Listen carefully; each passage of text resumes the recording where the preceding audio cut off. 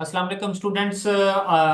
Today we are discussing about the research methods, जिसके अंदर हमने SPSS के ऊपर लेक्चर रिकॉर्ड करना है और SPSS के हवाले से ही अंडरस्टैंड करेंगे कि क्या इसके यूजेज हैं और किस तरीके से डाटा एंट्री की जाती है और एक मॉडल के ऊपर डिफरेंट जो स्टैटिस्टिकल असम्पशंस हैं वो किस तरह टेस्ट की जाती हैं एंड फाइनली डिफरेंट जो हमारे पास अवेलेबल टूल्स हैं, हमारे पास स्टैटिस्टिकल टेस्ट हैं, वो किस तरीके से अप्लाई किए जाते हैं, उन्हीं की बेसिस के ऊपर हम बात करते हैं।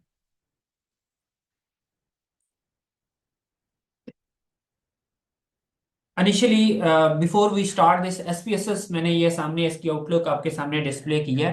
इसके अंदर पहला कॉन्टेक्स्ट हमें अंडरस्टैंड करने की जरूरत है कि एक टाइटल क्या है, एक मॉडल क्या है, एक क्वेश्चनेयर क्या होता है, प्राइमरी डाटा किस तरह से कॉपी किया जाता है और किस तरीके से उस प्राइमरी डाटा के ऊपर हम स्टैटिस्टिकल एनालिसिस रन करेंगे। स्टार्टिंग फ्रॉम के हमारे पास एक टॉपिक है जिसके बारे में कहते हैं implications of corporate social responsibility on financial and non financial performance of banking sector of Pakistan, moderating role of stakeholder pressure and mediating role of innovation and corporate reputation. ये हमारे पास टाइटल है। इस टाइटल के ऊपर एक theoretical framework develop किया गया है on the basis of literature. This is a conceptual framework, model है, इसको हम लोग एक डायग्राम भी कह सकते हैं, एक फ्रेमवर्क भी कह सकते हैं, जिसके अंदर लेफ्ट साइड पे corporate social responsibility as a independent variable है और राइट साइड के ऊपर फाइनेंशियल नॉन फाइनेंशियल परफॉर्मेंस हमारे पास डिपेंडेंट वेरिएबल्स है।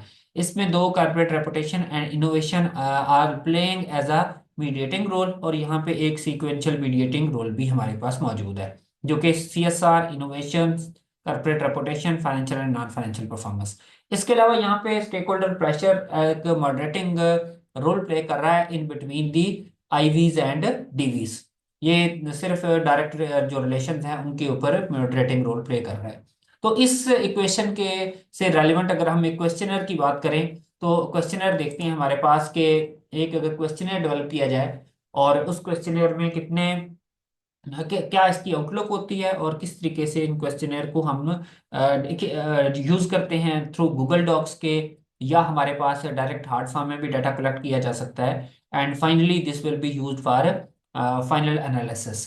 अभी हमारे पास एक क्वेश्चनर की आउटलुक नजर आई जिसके अंदर स्टार्टिंग में, यानी ये हमारे पास एक टॉपिक है, इसको शॉर्ट करके यहाँ पे effect of CSR financial non financial performance है, जिसमें पहला सेक्शन हमारे पास इसके डिफरेंट डेमोग्राफिक्स होते हैं और ये इंडिपेंडेंटली आप जो भी रेस्पोंडेंट्स होते हैं उनके फीचर्स या करेक्टरिस्टिक्स को मेंशन करते हैं कि आपने जो भी डाटा लिया है how this is relevant. And then हमारे पास different questions corporate social responsibility से रिलेटेड आपके पास हैं, और आपने जो लिकर्ट स्केल यहाँ पे यूज किया दैट इज 5 लिकर्ट स्केल, जिसमें strongly disagree, disagree, neutral, agree and strongly agree, 5 इसके ऊपर डिफरेंट लिकर्ट स्केल के जो एस्पेक्ट्स हैं वो हमारे पास अवेलेबल है। ये काफी सारे डिफरेंट क्वेश्चंस अवेलेबल हैं, इनमें से हम कुछ सैंपल क्वेश्चन 3-4 लेके इसके ऊपर एनालिसिस करेंगे। इसी तरह से सेकंड स्टेक होल्डर प्रेशर है, इसके 4 क्वेश्चंस हमारे पास हैं। इसी तरह से इनोवेशन हमारे पास इसके आईपी से इंडिकेट किया गया, this has 5 questions. Corporate reputation के भी हमारे पास 5 क्वेश्चंस हैं, और फाइनली हमारे पास financial and non financial performance के 4 और 6 रिस्पेक्टिवली क्वेश्चंस हैं। ये क्वेश्चनेयर हमारे पास अवेलेबल है। इस क्वेश्चनेयर को हमने मार्केट में फ्लोट किया और उसके ऊपर डाटा कलेक्ट किया। अभी हम इसकी एक डाटा शीट देखते हैं कि किस तरीके से ये डाटा शीट हमारे पास डिस्प्ले होती है। उसका डाटा कलेक्ट करने के बाद हमें पता चलेगा कि उसकी आउटलुक किस तरह से हमारे पास आती है। अभी मैं आपके सामने एक डाटा शीट ओपन कर रहा हूँ जिसमें सारे वेरिएबल्स का डाटा हमारे पास अवेलेबल है, जस्ट लाइक स्टार्टिंग फ्रॉम। इसमें डेमोग्राफिक्स नहीं है और डेमोग्राफिक्स के बगैर जस्ट उसकी काउंट करने के बाद हम इसके डेमोग्राफिक्स को इंडिपेंड करते हैं, इंटरप्रेट करते हैं। जस्ट लाइक हमारे पास CSR की अगर हम बात करें तो we have 4 different corporate social responsibility 1, corporate social responsibility 2, 3, SP 1 2 3 4, IP 1 2 3 4 5, CR 1 2 3 4 5, financial performance and non financial performance. हमारे पास इस टाइम पे डिफरेंट जो हमारे पास क्वेश्चंस हैं उन क्वेश्चंस की हम बात करें, जस्ट एक सेकंड।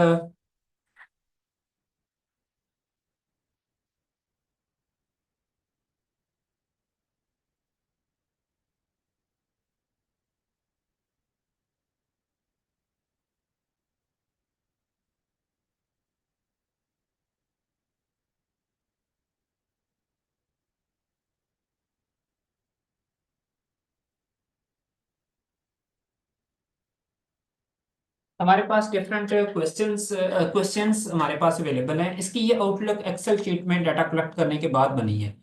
इनिशियली आपको एक तरफ हमारे पास इंडिविजुअल क्वेश्चंस होते हैं, हर एक वेरिएबल के सब जो क्वेश्चन हैं, क्वेश्चंस हैं, उन क्वेश्चंस का डाटा हमारे पास मौजूद है। जैसे अगर हम फर्स्ट रेस्पोंडेंट की बात करें तो जो वर्टिकल फॉर्म में वहाँ पे क्वेश्चनियर के अंदर था, यहाँ पे डाटा हॉरिजॉन्टल फॉर्म के अंदर लिखा जाता है as per the requirement of the software. हमने इसको एक्सेल फॉर्म के अंदर, यहाँ पे एक्सेल शीट के अंदर इस तरह से लिख लेना है। कलेक्ट किया, ये गूगल डॉक्स में डायरेक्ट आ जाता है, लेकिन हार्ड फॉर्म में अगर मैन्युअली कलेक्ट करते हैं तो वो थोड़ा सा हमारे लिए डिफिकल्ट होता है, उसको एक एक करके हम ऐड करते हैं। तो यहाँ तक हमारे पास क्वेश्चनेयर का डाटा हमारे पास आ गया। लेकिन सॉफ्टवेयर की रिक्वायरमेंट को देखते हुए हमें यहाँ पे एवरेजेस कैलकुलेट करनी पड़ती हैं।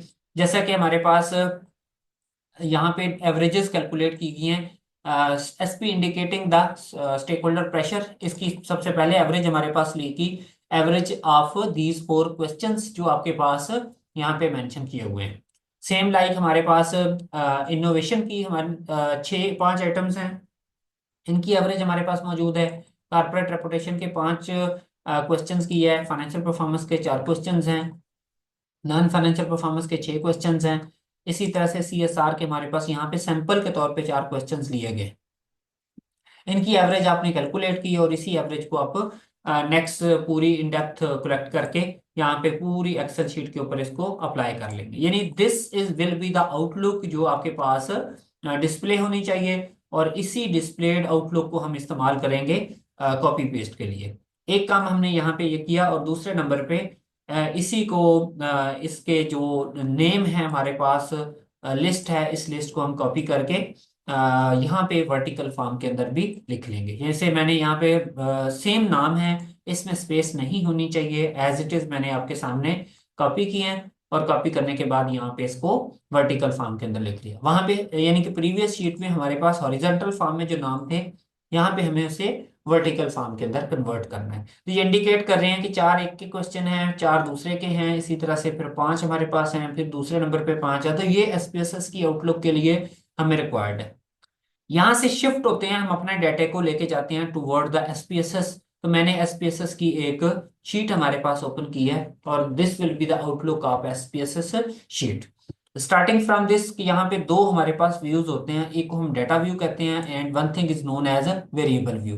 अगर डाटा व्यू में अगर आप देखें तो डाटा व्यू के टॉप के ऊपर आपको वेरिएबल्स नजर आएंगे। वेरिएबल 1 2 3 4 5, ये सीक्वेंस में हमारे पास वेरिएबल्स हैं। और लेफ्ट साइड पे आपको 1 2 3 4 ये नजर आ रहे हैं नंबर्स। ये नंबर रेस्पोंडेंट्स को इंडिकेट करते हैं कि आपके पास जो रेस्पोंडेंट हैं, स्टार्टिंग फ्रॉम 1 2 3 4 5 डिफरेंट रेस्पोंडेंट्स हमारे पास यहाँ पे डिस्प्लेड है। अभी देखें, यहां से ही हम इसको इस वेरिएबल व्यू में अगर आए, तो वेरिएबल व्यू में पहला वेरिएबल, दूसरा, तीसरा, चौथा वेरिएबल आपके पास यहाँ पे डाटा व्यू में आके टॉप के ऊपर चेंज होता जाएगा। जैसे मैं आपके स्टार्टिंग यहाँ पे पहला वेरिएबल लिखूं, तो पहला वेरिएबल मेरे पास CSR1 था, तो जैसे ही मैं CSR1 लिखता हूं तो ये सिस्टम इसको ऑटोमेटिकली फिल कर देता है कि this is the numerical kind of variable. यहाँ से आप इसको चेंज भी कर सकते हैं कि comma, dot, scientific, numeric number है, डॉलर साइन है, तो ये इसकी अंदर मॉडिफिकेशंस हो सकती हैं। विड्थ कितनी रखनी है, डेसिमल 2 यूज करना है, 3 यूज करना है। इसके अलावा यहाँ पे लेबल आपने इसको कोई असाइन करना है। इसी तरह से वैल्यूज में मिसिंग नंबर ऑफ वैल्यूज कितनी है, यानी यहाँ पे मेंशन आप इसकी डिस्क्रिप्शन दे देते हैं। सेकंड नंबर पे आ जाएं तो CSR2 हमारे पास वेरिएबल था, CSR2 स्पेस नहीं देनी यहाँ पे हमने, और यहाँ पे इसको मेंशन करते जा रहे हैं। ठीक है, तो ये हमारे पास इसकी आउटलुक है जो डिस्प्ले हो रही है। मैं इसको शॉर्टकट तरीके के साथ, जो एक्सेल में हमने वर्टिकल फॉर्म के अंदर शीट लिखी थी, उस पूरी शीट को यहाँ से मैं कॉपी करता हूँ। कॉपी करने के बाद दिस विल बी कॉपीड, और कॉपी करके डायरेक्ट एसपीएसएस में आके हम इसको पेस्ट भी कर सकते हैं। फर्स्ट रो में मैंने इसको ये डिलीट कर दें, सॉरी, यहाँ से मैं डायरेक्ट आपके पास इसको हम क्लियर कर रहे हैं। क्लियर करने के बाद जस्ट लाइक पहले कॉलम में रखने के बाद आप इसको सिंपल पेस्ट करेंगे, तो डायरेक्ट सारे वेरिएबल्स आपके उसी फॉर्मेट के अंदर पेस्ट हो गए। एक बात याद रखनी है, स्पेस नहीं होनी चाहिए, और दूसरे नंबर पे इंडिकेटर एक से दूसरा वेरिएबल, दूसरा इंडिकेटर डिफरेंट होना चाहिए। तो जो वेरिएबल्स हमने स्टार्टिंग में टोटल कोई 34 के इंडिकेटर्स हैं, जो सारे एक दूसरे से डिफरेंट हैं, जैसे CSR 1, CSR 2, 3, 4 ये अलग हैं एक दूसरे से। ये है वेरिएबल व्यू। वेरिएबल व्यू से डेटा व्यू में अगर आ जाएं तो टॉप के ऊपर आपको यही CSR 1, CSR 2, CSR 3 ये सारे इंडिकेटर उसी सीक्वेंस में आपको नजर आ जाएंगे टिल 34। आखिरी जो हमारे पास था दैट वाज CSR। ये हमारे पास पांच जो हैं वो एवरेजेस को इंडिकेट करते हैं, तो ये वो सारे के सारे आपके पास सामने डिस्प्ले हो रहे हैं। अभी यहां से हम मूव करते हैं। डेटा को कॉपी पेस्ट करना किस तरह से है। ये डेटा व्यू जो हमारे पास डेटा था, इसमें डाटा के पास अगर शीट के अंदर आ जाए, यही डाटा शीट है स्टार्टिंग फ्रॉम फर्स्ट। तो इसको एज इट इज आपने कॉपी पेस्ट सिलेक्ट किया यहाँ से। ये जितने भी क्वेश्चन थे अराउंड यहाँ पे हमारे पास को 100 के करीब क्वेश्चंस हमारे पास फिल हुए हैं, क्वेश्चनेयर है। और 100 क्वेश्चनेयर्स फिल जो किए हैं इसको मैं कॉपी कर रहा हूँ यहाँ से, और इसको एक्सेल शीट के अंदर लाके पेस्ट करेंगे। जस्ट आपने अपना कर्सर फर्स्ट कॉलम के ऊपर क्लिक नहीं करना, राइट क्लिक करना है, सॉरी क्लिक करके यहाँ पे राइट और देन पेस्ट करना है, तो ऑटोमेटिकली वो डाटा आपका सारे का सारा यहाँ से कॉपी और पेस्ट हो जाएगा। यानी फर्स्ट बॉक्स के अंदर आपने इसको रखा और उसके बाद आपने इसको पेस्ट कर दिया। तो this is a very simple method जिसमें आप अपना डाटा SPSS के अंदर कॉपी पेस्ट कर सकते हैं। अभी हम इस फाइल को सेव करते हैं। जस्ट लाइक मेरे पास ये सेव एज के नाम से है, तो just simply save this one. और मेरे पास ये एक डेस्कटॉप के ऊपर मैं एक फोल्डर बना के इसको यहाँ पे सेव करता हूँ। ये डेस्कटॉप है, और डेस्कटॉप में मैं इस शीट का नाम लिखता हूँ SPSS ट्यूटोरियल। SPSS ट्यूटोरियल के नाम से मैंने इसको डेस्कटॉप के ऊपर सेव कर दिया। तो एक चीज यहाँ पे और मैं ऐड करता जाऊं, ये SPSS शीट के साथ आपको एक आउटपुट शीट भी जनरेट होती है, जिसके अंदर आपको बताया जाता है कि आपने जो भी SPSS में एक्टिविटी परफॉर्म करनी है वो सारी एक्टिविटी आपकी इस तरीके से यहाँ पे मेंशन होती जाएगी। This is known as output sheet. आप इस आउटपुट शीट को भी एज इट इज सेव कर सकते हैं, जैसे आउटपुट मैं यहाँ पे मेंशन करता हूँ SPSS tutorial. SPSS tutorial output, और सेम लाइक डेस्कटॉप के ऊपर क्लिक करेंगे। ये हमारे पास डेस्कटॉप है और डेस्कटॉप के ऊपर इसको हम सेव कर देंगे। अब जो भी डाटा है वो हमारे पास एक कॉमन शीट के अंदर सेव होता जाएगा। यहाँ से हम आते हैं अपने एनालिसिस के ऊपर कि अभी डाटा भी हमने कॉपी कर लिया है और शीट्स को सेव भी कर लिया है। तो इस ग्राउंड के ऊपर अभी आप देखें कि किस तरह से फर्दर एनालिसिस हम इसके ऊपर परफॉर्म कर सकते हैं, क्या एक्टिविटीज हो सकती हैं इसके ऊपर एडिशनली। इस चीज़ को हमने देखना है। तो साथ साथ आप अपनी तरफ से इसकी प्रैक्टिस भी करें कि जो डाटा आपने अभी कॉपी पेस्ट किया है उसके ऊपर कोई रैंडम डाटा सेट आप अपने पास बना लें और उस रैंडम डाटा सेट की बेसिस के ऊपर डाटा को पेस्ट करते जाएं। जस्ट लाइक हमारे पास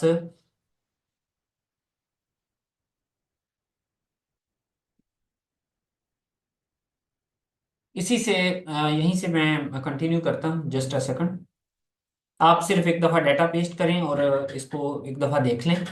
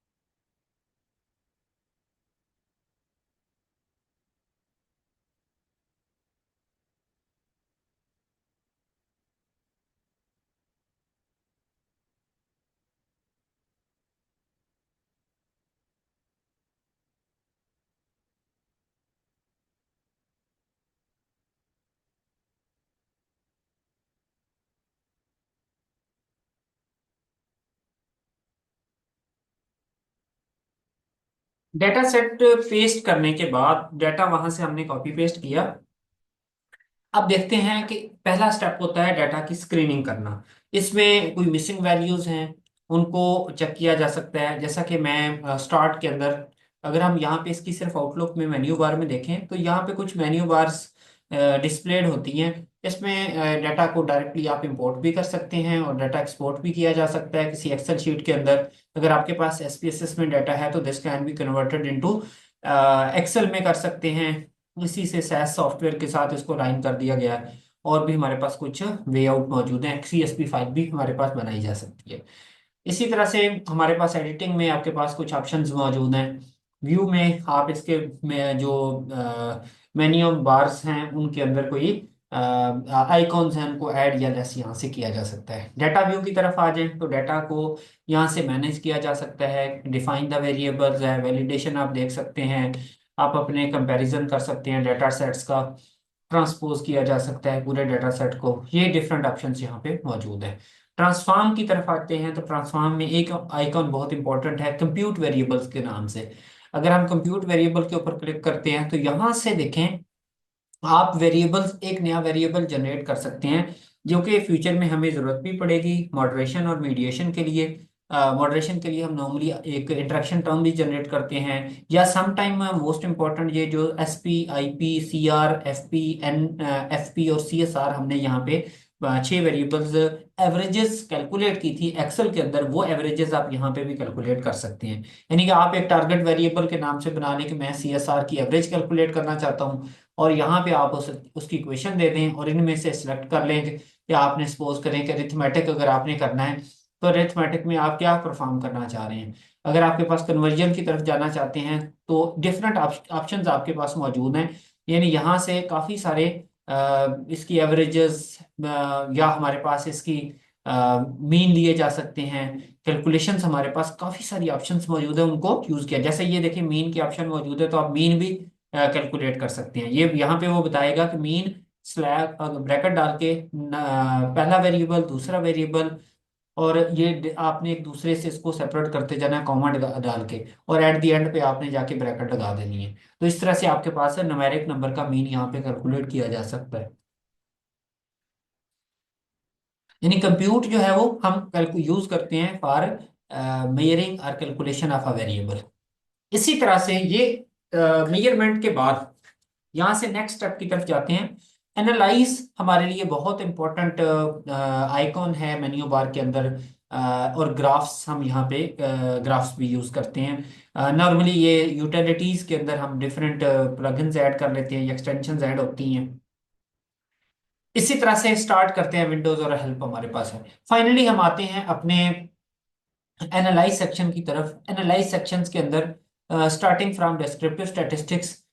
डिस्क्रिप्टिव स्टैटिस्टिक्स में आप पहले नंबर पे फ्रीक्वेंसीज मेजर करते हैं। फ्रीक्वेंसीज के ऊपर आए और फ्रीक्वेंसी में आप देखते हैं कि टोटल आपके पास नंबर ऑफ वेरिएबल्स कितने मौजूद हैं।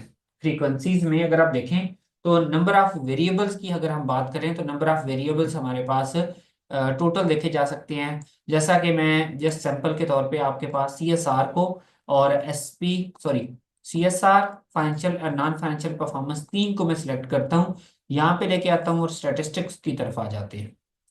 सॉरी, मैं यहाँ से सिर्फ एक वेरिएबल सी एस आर का ही यूज करता हूँ। एक वेरिएबल स्टैटिस्टिक्स में आ गए तो we can calculate the mean, median, mode, ये सारे कैलकुलेट हो सकते हैं। Standard deviation, minimum, maximum, variance, range भी कैलकुलेट हो सकती है और स्क्यूनेस सेट को ट्रांसवर्स भी हो सकता है।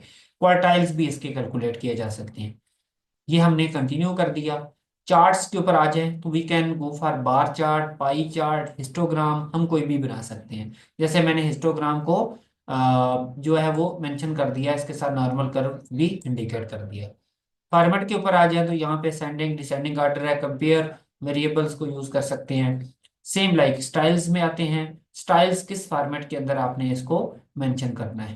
ठीक है, तो हमारे पास ये बूटस्ट्रैपिंग की भी ऑप्शन होती है, लेकिन लेटर ऑन हम इसको यूज करेंगे।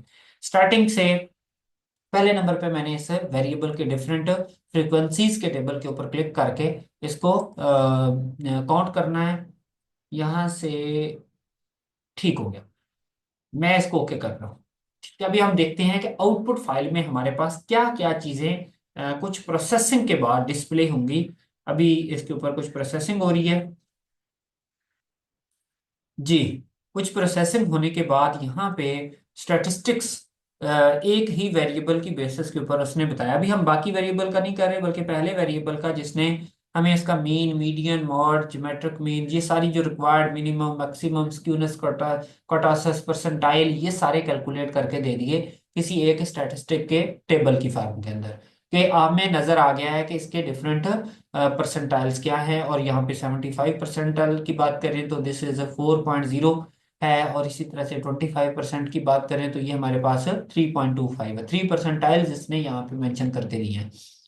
अगर हम बात करें सीएसआर के डिफरेंट नंबर्स की, तो यहाँ पे उसने बता दिया 2.25 कितना है, 2.50 कितनी दफा आया है, 2.75 कितनी दफा आया है, और हर एक के बारे में उसने बता दिया कि कौन सा नंबर कितनी दफा यहाँ पे मेंशन हुआ है। और फाइनली यहाँ पे हिस्टोग्राम भी हमारे पास डिस्प्ले हो गई है। और हिस्टोग्राम में देखा जा सकता है कि आपके पास 2 से लेके 5 के दरमियान में, यानी सॉरी 0 से लेके या 1 से लेके, आपके पास 0 तो नहीं होता, 1 से स्टार्ट होता है। तो 1 से 5 के दरमियान में आपके पास जो हिस्टोग्राम की डिफरेंट एस्पेक्ट्स हैं वो डिस्प्ले हो गए हैं कि सीएसआर की फ्रीक्वेंसी क्या है, किस में मैक्सिमम। अगर आप ये ऊपर चले जाएं तो यहाँ पे भी आप देख सकते हैं कि इसकी फ्रीक्वेंसी मैक्सिमम 15 तक है। जो कम से कम नंबर कितने हैं और ज्यादा से ज्यादा नंबर कितने हैं, इसी चीज को, फ्रीक्वेंसी को, इसने हिस्टोग्राम के अंदर भी डिस्प्ले कर दिया है। तो इस तरह से आप अपने डाटा के अंदर जीरो नंबर्स को आइडेंटिफाई कर सकते हैं, या अगर मिसिंग वैल्यूज हैं तो वो भी यहाँ पे ट्रेस हो सकती हैं। तो आपके डाटा का एक पैटर्न नजर आएगा, आपको एक क्लैरिटी आएगी कि आपके डाटा में मेजोरिटी चीजें किस तरफ लाई कर रही हैं, यानी कि 5 की तरफ ज्यादातर डाटा का ट्रेंड है या 2 की तरफ ज्यादातर ट्रेंड है। इससे आपके डाटा की एक जो व्यू नजर आएगा, उससे आप अंदाजा लगा सकते हैं कि लोगों ने जो रिस्पांस दिया, रेस्पोंडेंट्स ने, उन रिस्पोंडेंट्स का पॉजिटिव ट्रेंड है या नेगेटिव ट्रेंड है, या उन्होंने स्ट्रांगली एग्री की तरफ जाना है या स्ट्रांगली डिसएग्री की तरफ जाना है। तो ये एक पैटर्न हमें यहाँ पे डिस्प्ले हो सकता है। तो अगर आप इसको सिर्फ एक व्यू में आपके सामने रेस्पॉन्स देता हूँ कि हमारा चूंकि मेजोरिटी डाटा 3 न्यूट्रल था, और 3 से ज्यादातर अगर आप देखें तो डाटा का ट्रेंड 5 की तरफ है। 3 एवरेज था, न्यूट्रल था, और 3 से कम डाटा रिस्पांस लोगों के कम है, लेकिन 3 से ज्यादा की तरफ रिस्पांस, 5 की तरफ ज्यादा लोगों ने रिस्पांस दिया। इट मींस क्या है कि आपके पास ज्यादातर वो लोग हैं जो स्ट्रांगली एग्री की तरफ जा रहे हैं।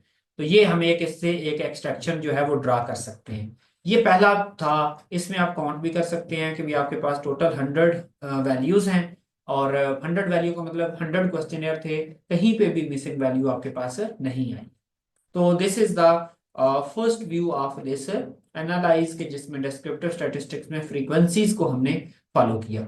सेम लाइक अगर आप यहाँ पे कुछ प्लॉट्स बनाना चाहते हैं अपने डाटा की नॉर्मेलिटी और लीनियरिटी को देखने के लिए, तो मैं एक पीपी प्लॉट जो है वो ड्रा करता हूँ। पीपी प्लॉट ऑफ व्हाट, मैं सिर्फ ये सीएसआर का एक पीपी प्लॉट ड्रा करना चाह रहा हूँ। तो मैंने आके यहाँ पे क्लिक किया और इसको ओके कर दिया। तो इसी की बेसिस के ऊपर हमारे पास एक सीएसआर का एक नॉर्मल पीपी प्लॉट जो है वो डिस्प्ले हुआ, और एक डिट्रेंडेड नॉर्मल पीपी प्लॉट जो है वो इस फॉर्मेट के अंदर हमारे पास डिस्प्ले होगा। अगर हम इस नॉर्मेलिटी की बात करें तो आप देखें यहाँ पे डाटा की नॉर्मेलिटी कैसे चेक की जाती है। ये हमारे पास एक लाइन है जो इंडिकेट करती है कि आपके जो ये स्पॉट्स नजर आ रहे हैं, ये स्पॉट्स इंडिकेट करते हैं कि मैक्सिमम डाटा कितना डेविएट कर रहा है एक सेंट्रल लाइन से, यानी कि डाटा की डेविएशंस मैक्सिमम कितनी है फ्रॉम दिस सेंट्रल लाइन। अगर आपका डाटा इस सेंट्रल लाइन से बहुत ज्यादा दूर दूर स्कैटर हो गया है, आपके पास इतना ज्यादा क्लोज नहीं है लाइन के, इट मींस के डाटा के अंदर एबनॉर्मल डाटा जो है वो मौजूद है। इसको आप कह सकते हैं कि उसमें आउटलायर्स मौजूद हैं जो लेटर ऑन जाके आपके डाटा के अंदर डिफरेंट स्टैटिस्टिकल एनालिसिस को डिस्टर्ब करेंगे। ये आपके पास ये डाटा की नॉर्मेलिटी की इंडिकेशन है। एक और यहाँ पे हमारे पास एनालाइज में डिस्क्रिप्टिव और एक क्यू प्लॉट भी यहाँ पे डिस्प्ले किया जा सकता है। क्यू प्लॉट भी इसी तरह से नॉर्मलिटी के लिए कहना, this will be another indication कि जो इंडिकेट करती है कि नॉर्मल क्यू प्लॉट जो है वो भी इंडिकेट कर रहा है कि आपके डाटा के अंदर कोई अब नॉर्मल डाटा नहीं है। सपोज करें कि इसी ग्राफ के अंदर अब इस दूर दूर अगर आपके पास कोई डाटा मौजूद हो, यानी इस कॉर्नर पे या इस कॉर्नर पे, तो वो हाँ इंडिकेशंस होंगी कि आपके डाटा के अंदर एबनॉर्मल डाटा मौजूद है। ठीक हो गया। तो this is basically presentation of normality, जो फ्रीक्वेंसी वाले टेबल से हमने चेक कर लिया। यहीं से अनवर्ड मूव करते हैं। आपके पास डिस्क्रिप्टिव स्टैटिस्टिक्स के अंदर ही हम एक डिस्क्रिप्टिव बना लेते हैं, डिस्क्रिप्टिव बॉक्स ऑफ एवरेजेस। यहाँ पे डिस्क्रिप्टिव स्टैटिस्टिक्स हम बनाएंगे, और डिस्क्रिप्टिव स्टैटिस्टिक्स में स्टार्टिंग फ्रॉम द सीएसआर, पहले नंबर पे हमने सीएसआर को मूव किया, फिर फाइनेंशियल और नॉन फाइनेंशियल परफॉर्मेंस को मूव किया, देन हमने तीनों मीडिएटर और मॉडरेटर्स को हमने मूव किया। और ऑप्शंस में आके आप यहाँ पे सिलेक्ट करेंगे, जैसे standard deviation, mean, minimum, maximum.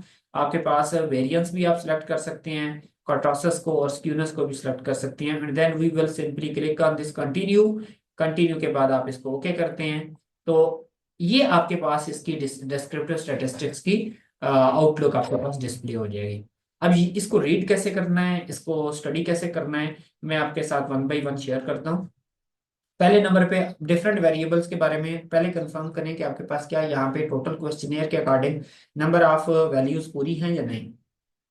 अगर किसी में भी नंबर ऑफ वैल्यूज कम है तो इट मीन्स इसके अंदर कोई मिसिंग वैल्यूज हैं। आप उनको ट्रेस करेंगे, उस वेरिएबल को वापस जाके ठीक करेंगे कहाँ पे मिसिंग वैल्यू है। आपके डाटा के अंदर कोई मिसिंग वैल्यू नहीं होनी चाहिए। सेकंड नंबर पे मिनिमम वैल्यू बताती है कि आपके पास इस रिस्पॉन्स में कम से कम वैल्यू 1.1.0 एसपी के अंदर डिस्प्ले हुई है।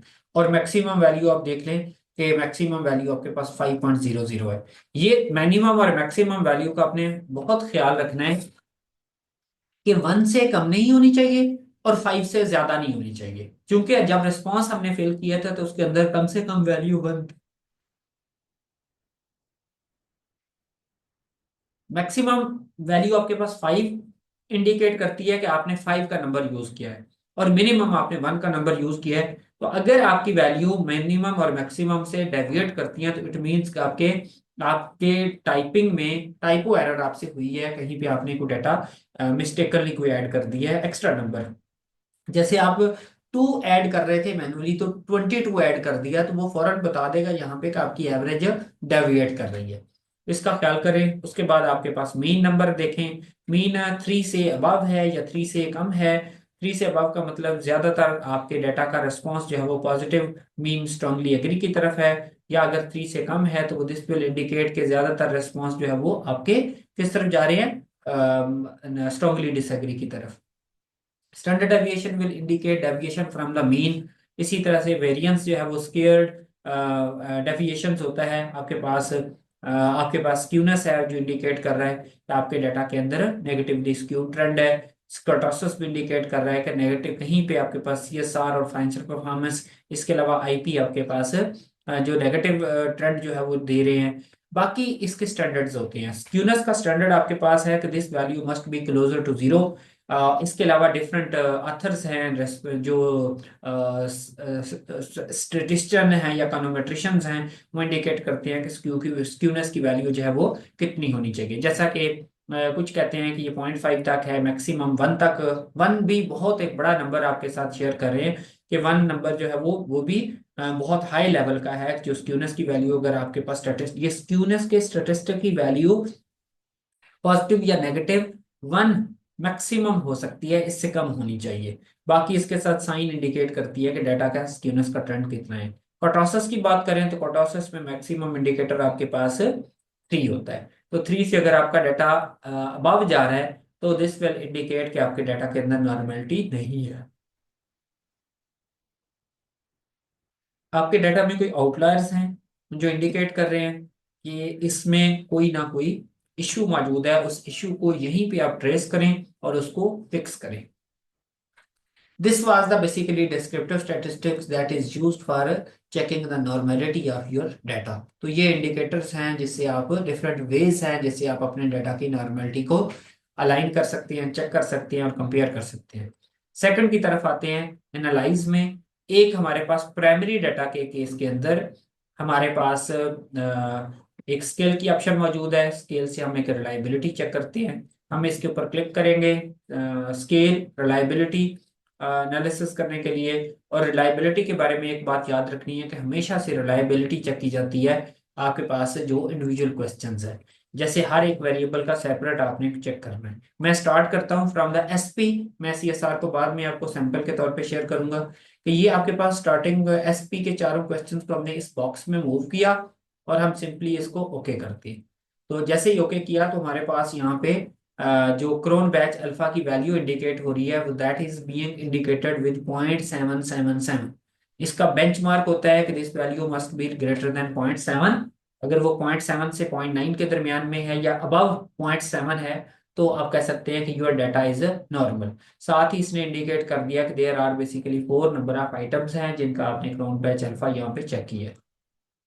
अच्छा, इसी के साथ ही मैं एनालाइज में दोबारा आके स्केल के ऊपर क्लिक करता हूँ। तो यहाँ पे स्टैटिस्टिक्स में अगर आए तो एक यहाँ पे स्केल इफ आइटम डिलीटेड की ऑप्शन मौजूद होती है। मैं इसको कंटिन्यू करता हूँ और ओके करके देखता हूँ तो अभी आपके रिजल्ट एज इट इज तो डिस्प्ले हुए हैं, लेकिन एक एक्स्ट्रा बॉक्स भी साथ डिस्प्ले हो गया है।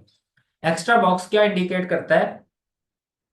इसमें आखिरी ऑप्शन की तरफ चले जाएं, Cronbach alpha if item deleted. It means कि अगर कोई आइटम डिलीट कर दें तो आपके क्रोन बैच अल्फा की वैल्यू बढ़ सकती है। जैसा कि पहला आइटम डिलीट करें तो क्रोन बैच अल्फा की वैल्यू कितनी आएगी, दूसरा आइटम डिलीट करें तो क्रोन बैच अल्फा की वैल्यू कम हो जाएगी, तीसरा आइटम अगर हम देखें तो तीसरे में भी वही केस है कि क्रोन बैच अल्फा की वैल्यू कम हो जाएगी। और लास्ट पे फोर्थ आइटम है, अगर उसको डिलीट कर दें तो क्रोन बैच अल्फा की वैल्यू बेहतर हो जाएगी। हमें यहाँ से अंदाजा हुआ कि क्रोन बैच अल्फा की जो वैल्यू है वो किस तरीके से चेक होती है और किस तरीके से वो इम्प्रूव होती है। तो with the passage of time आप इसको जैसे ही आपने देखना है कि आप इस सेपरेट इस this will be the main box, main table जिसको आपने चेक करना है। लेकिन इसके साथ साथ आपने दूसरे को भी चेक करना है कि आपके पास आइटम डिलीट करने से अगर क्रोन बैच अल्फा की वैल्यू बेहतर होती है तो उसको प्रेफरेबली आप उस तरफ लाजमी जाएं। ठीक हो गया। तो ये हमारे पास एक बॉक्स बना और इसने इंडिकेट किया कि आपके पास किस तरह से क्रोन बेस्ट अल्फा की वैल्यू आई और डाटा रिलायबल है या नहीं। ये एक पॉइंट 777 इंडिकेट करेगा कि योर डाटा इज रिलायबल और नॉट। हम यहीं से मूव करते हैं एक्स्ट्रा की तरफ, सेकंड सीएसआर की तरफ। तो मैं ये स्केल में आके रिलायबिलिटी के ऊपर क्लिक करता हूँ और इन चार आइटम्स को मैंने सिलेक्ट किया। सिलेक्ट करके वापस मूव किया और अब मैं सीएसआर की तरफ आता हूँ। सीएसआर में आके मैंने दोबारा से चार आइटम सीएसआर के इस बॉक्स में मूव किए और इसको ओके किया। तो ओके करने के बाद मैंने देखा कि रिलायबिलिटी हमारे पास 0.545 डिस्प्ले हुई। चार आइटम्स हैं और 5.545 ये इस बात की इंडिकेशन दे रही है कि आपकी रिलायबिलिटी 0.7 से कम है और आपका सीएसआर का डाटा जो है रिलायबल नहीं है। यहीं से नीचे आ जाते हैं तो आइटम डिलीटेड की ऑप्शन को देखेंगे कि क्या कोई आइटम डिलीट करके आपकी सीएसआर की रिलायबिलिटी बेहतर हो सकती है। तो पहले आइटम को डिलीट करने से मजीद कम हो जाती है, सेकंड आइटम को डिलीट करें तो भी कम हो जाती है, थर्ड आइटम को डिलीट करें तो भी सेम 0.7 से कम है और फोर्थ आइटम को डिलीट करने से भी कम है। इट मीन्स कि आइटम डिलीटेड की ऑप्शन से आपकी रिलायबिलिटी के अंदर कोई भी इंप्रूवमेंट नहीं आई। तो मैं सिर्फ यहाँ पे सिर्फ फॉर सेक ऑफ इंडिकेशन आपके साथ शेयर करता हूँ कि हमारे अगर क्वेश्चनर को देखा जाए तो उसमें ज्यादा क्वेश्चन के आइटम थे, जैसे 13 आइटम थे, लेकिन हमने एनालिसिस के लिए सिर्फ चार आइटम्स को ऑप्ट किया। तो इसने इंडिकेट किया कि आपके पास अगर आइटम्स इंक्रीज किए जाएं तो उससे भी रिलायबिलिटी का इशू रिजॉल्व हो जाता है। दूसरे नंबर पे आपके रेस्पोंडेंट्स को सही क्वेश्चन समझ नहीं आए, क्वेश्चन की रिवीजन करने से और बेहतर रेस्पोंडेंट्स ऑप्ट करने से भी आपकी रिलायबिलिटी बेहतर हो जाती है। या समटाइम आपके डाटा के अंदर कुछ ऐसे लोग होते हैं जिन्होंने एक जैसे रेस्पॉन्सेज दिए हुए हैं, जैसे 1111 222 333 लोग बगैर पढ़े क्लिक कर देते हैं।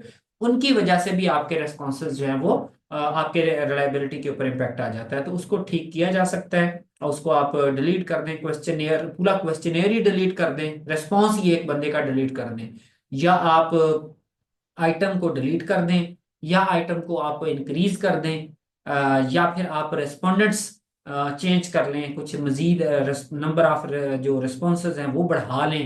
यानी कि आपने 100 बंदे से फिल किया है तो उसको बढ़ा के 150 पे ले जाएं, इससे भी बेहतर हो जाता है। इसके अलावा जो है वो आपका अगर कुछ लोगों ने सही रिस्पांस नहीं दिए तो उनको डिलीट करने से भी ये रिलायबिलिटी का इशू सॉल्व हो जाता है। तो सेम एक टेस्ट ड्राइव के तौर पे हम एक और किसी एक वेरिएबल की रिलायबिलिटी चेक कर लेते हैं। मैंने इनको सेलेक्ट किया, इनको वापस मूव कर गया। आपने एक बात याद रखनी है कि सारे अलग अलग आपको रिलायबिलिटीज चेक करनी पड़ती हैं। मैंने ये सी आर के कॉर्पोरेट रेपुटेशन के पांचों आइटम्स यहाँ पे मूव किए और इसकी रिलायबिलिटी चेक की, तो that indicated that your response reliability of this corporate reputation is 0.754, जो इस बात की इंडिकेशन दे रही है कि your reliability is greater than 0.7 और आपका डाटा रिलायबल है।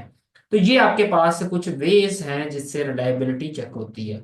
तो यहां तक अभी हमने पहले हमने डाटा ऐड किया। डाटा ऐड करने के बाद हमने अपने डाटा की नॉर्मेलिटी चेक की थ्रू डिफरेंट फ्रीक्वेंसी और डिस्क्रिप्टिव स्टैटिस्टिक्स के साथ, और उसको हमने हिस्टोग्राम बना के देखा। इसके अलावा हमने अपने ही डाटा वेरिएबल की यहाँ पे चेक की है रिलायबिलिटी के डाटा आपके पास वेरिएबल्स के अकॉर्डिंग है, रिलायबल है या नहीं है। तो यहाँ तक हम इसको स्टॉप करते हैं और आप इसको एक दफ़ा देख लें कि इसकी प्रैक्टिस करें, और इसी के ऊपर अगर कोई भी क्यूरी हो तो you people can share with me.